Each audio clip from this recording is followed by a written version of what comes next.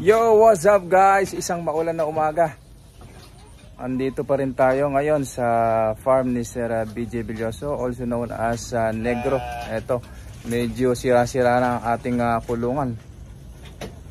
Kaya hindi tayo makapag-stock ng maraming kambing. So, silipin natin yung kanyang mga pang-out na kambing ngayon dito.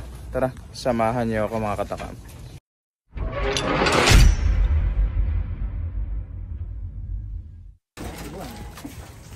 So ito guys, baka meron kayong makursunadahan dito sa ating mga bulugan ngayon dito kay Sir BJ. Ito, iwalay natin mga babae sa lalaki para madali yung makilatis yung ating mga kambing. O sa mga naghahanap ng tupa, meron din tayong tupa rito. Kaya lang pinaparami pa natin muna bago tayo mag-alis. Masarap itong tupa, pang lechon. Ito mga katakam, ito yung nasa unang kulungan. Ito yung mga lalaki.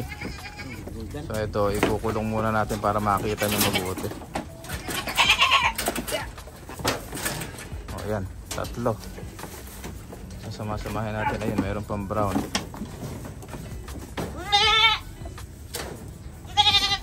Pasok, ayan, para madali yung makilatis. Pasamahin natin. Nakita niyo. Pwedeng pang katay, pwedeng pang alaga yan. Sabi ko nga nung mga nakakaraang video natin, kung kayo ay magkakatay, piliin nyo yung lalaki kesa sa babae kasi mas malaman itong lalaki. Ayan. Pili-pili na lang tayo ng ating gagawing bulugan. Kung kayo ay may mga inahin na dyan at wala kayong pangasta, meron tayo mga upgraded na available dito kay Sir BJ. Nagre-range siya ng 3,500 to 5,500. Meron ka ng magandang bulugan. Ayan, pagsasama-samahin lang natin yung mga bulugan para mas lalo nyong makita. Ayan, meron po tayong native, meron tayong upgraded. Pangkatay, pang alaga, pwede yan.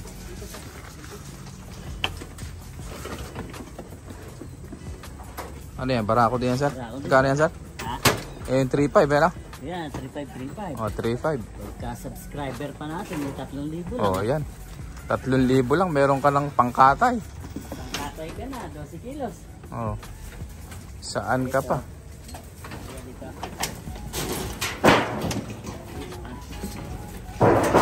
Iba kasi ang dating kapag kambing ang ihahanda natin kapag tayo ay may okasyon sa bahay. Dinadayo tayo kahit malayo yung kamag-anak natin, kahit taga malayo. Dinarayo yan kapag may handang kambing. Papaitan, kaldereta, yan. The best na pulutan. Ayan, ito po. Kumakain yung ating mga barako ngayon. Ito, upgraded na haba ng tenga niya. Oh. Baka makakursunadahan nyo. Kailangan nyo ng barako. Ayan, sumabit pa yung sungay.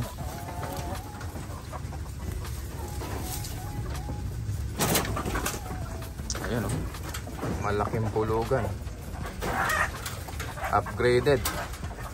Tanong natin mamaya kay Sir BJ kung magkano. O, pati itong si Putot nakikisampa-sampa. Hindi po ito kambing ha. Ito po ay aso. Kasabay kasi niyang lumaki itong mga kambing, kaya feeling niya kambing na rin siya. Gusto mo na rin sumampa doon? Eto si Putot, for sale. Ito, ilang bulugan natin? Bilangin natin, 1, 2, 3, 4, 5, 6, pang 7 yan sir. Eto yung pang 7, pang bulugan. Ito, meron pa ba nakakawala? Ayun, nasira na yung 7. Ayan o. 7, pang 8 itong si Putot. Si Putot feeling niya kambing na rin siya oh. Putot. Talagang nakikisampa-sampa,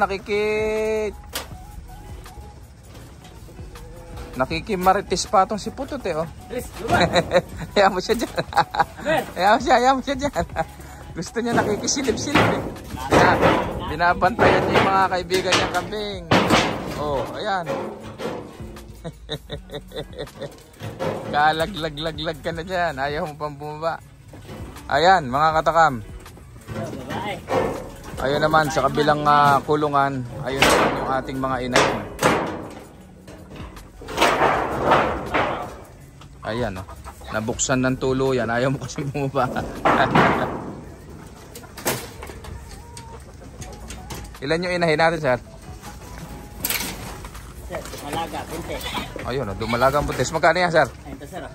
Ayan, ang ganda niyan, ah. Buntis lang rin. Dumalagang buntis. Magkano yan? 5-5 lang rin. Pag 5-5. subscriber natin, 5,000 lang. Oh, 5,000. 5,000. Maghihintay ka na lang ng ilang buwan, mga anak na to. Yung isang kambing mo, magiging dalawa na. Mga 2 buwan pang mahigit. Magiging dalawa na yung kambing mo. Pagka binuenas-buenas ka pa, mga anak pa ng dalawa yan. Ayan. Ito, inuulit ko mga katakam, itong nasa unang kulungan, unang butas, unang pinto.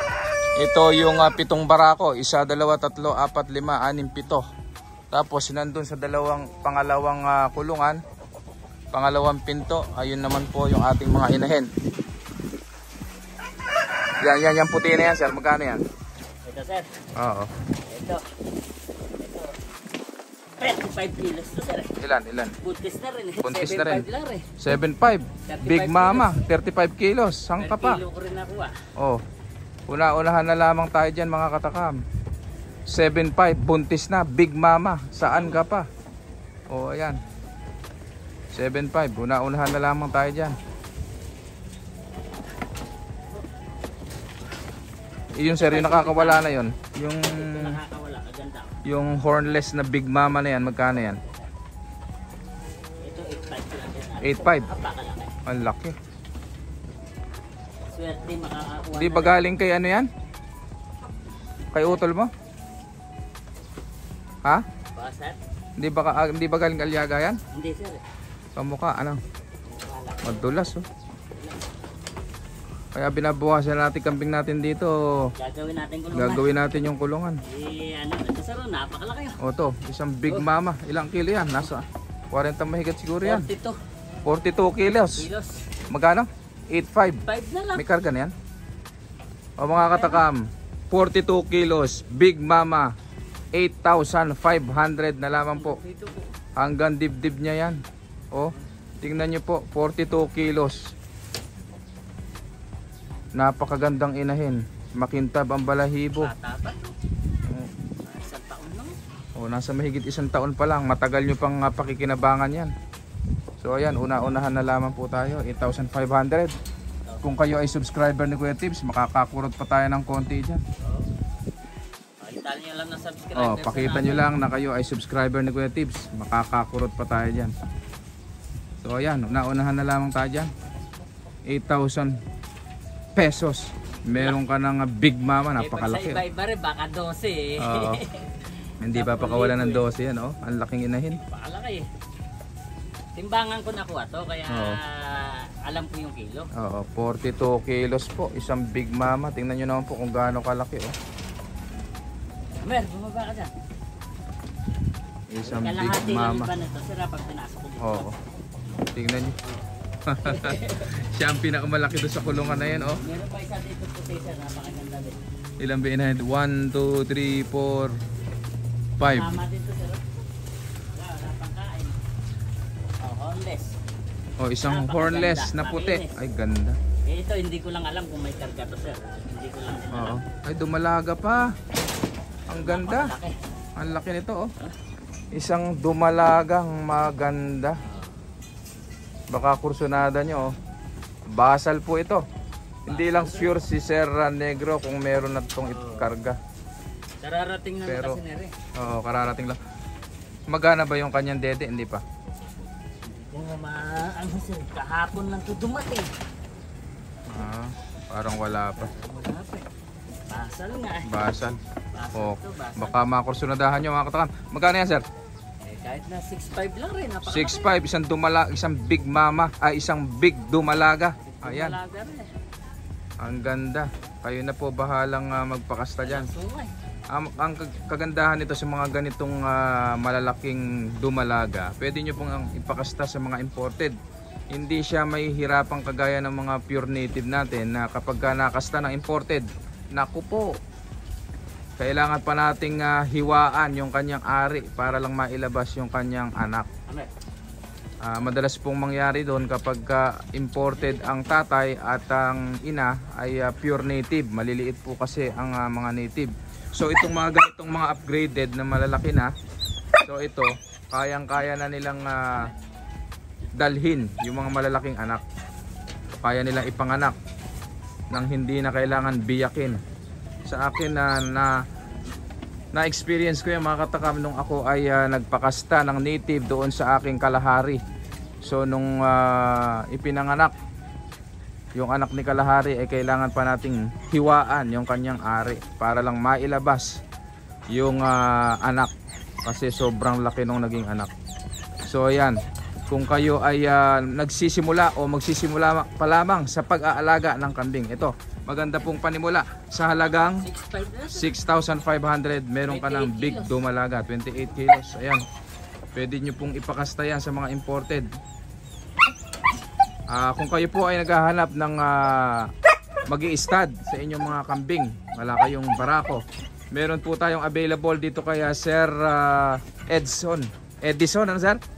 Edison Villamilla, doon po sa daan sa Cruz Roja, Cabanatuan City. Magkano ang stud sa kanya? 1,000, no? 1,000. Oh, meron siyang full blood doon, may pure breed na pwede nyong pagpilian kung kayo ay gustong magpa-stud sa halagang 1,000 pesos. Kapag kayo ay subscriber ni Kuya Tibbs, 1,000 pesos. Kapag hindi naman ay 1,500 ang kanyang singilan sa pagpapa-stud. Okay, alin pa ba ang ating available dyan, sir? Pakita mo na nga yung ating merong pa ba tayong buntis na available dyan? Yung iba karamihan naghahanap ng buntis na, yung sila na magpapaanak. Yan ba sir, itim na yan, buntis na? Oo. Eto 6,500 mga katakam, buntis na po ito.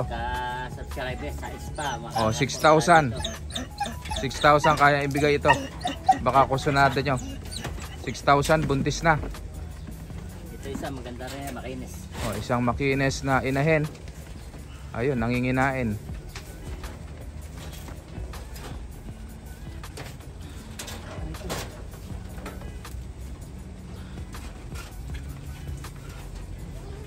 Kung gusto nyo pong bumili dito kay Sir BJ, naku po, ang ganda nito. Wala pa itong kain, sir. Wala pang kain. Pero may karga na rin. Pero may karga na. Ayan.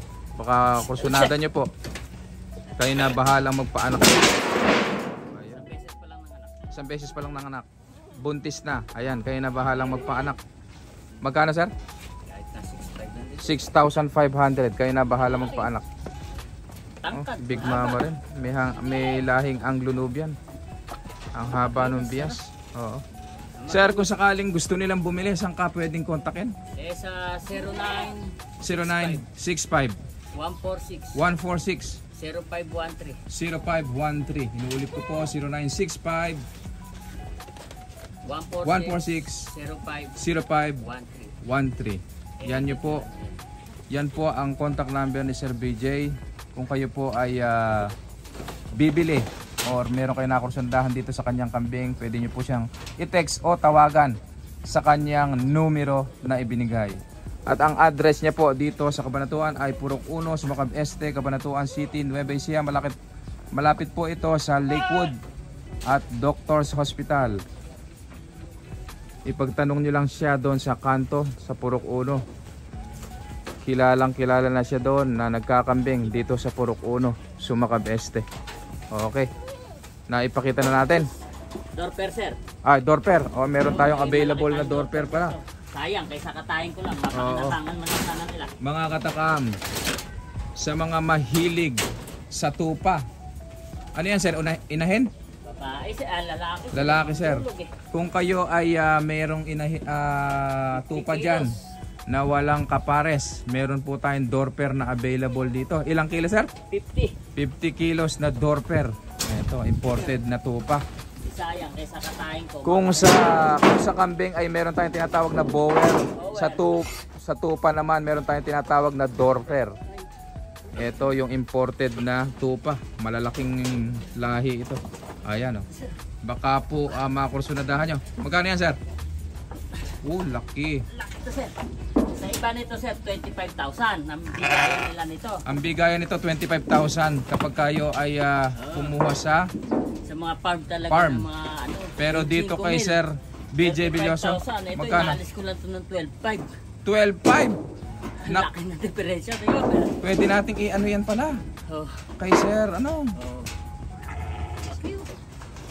Pampanga. Sa ano talaga nila, benching ko ang alisan nila, 30. Yung mga meron na torper. Ito, 50 kilos. Ay Sir Loy Manabat, i-ano natin. Baka kailangan niya ng barakong dorper. 12,500. Sige, tanong natin. O mga katakam, unahan nyo na lang si Sir Loy. Ayan, naghahanap siya ng dorper na nakaraan. Ito, isang dorper na tupa. Halagang 12,500. Naku po, hindi ganyan ang presyo niyan. Sa farm yan, pinakamababa niyan 25 to 35,000 pinakamababa niyan. Pero dito kay Sir BJ, makukuha nyo lamang ito ng 12, 12,500.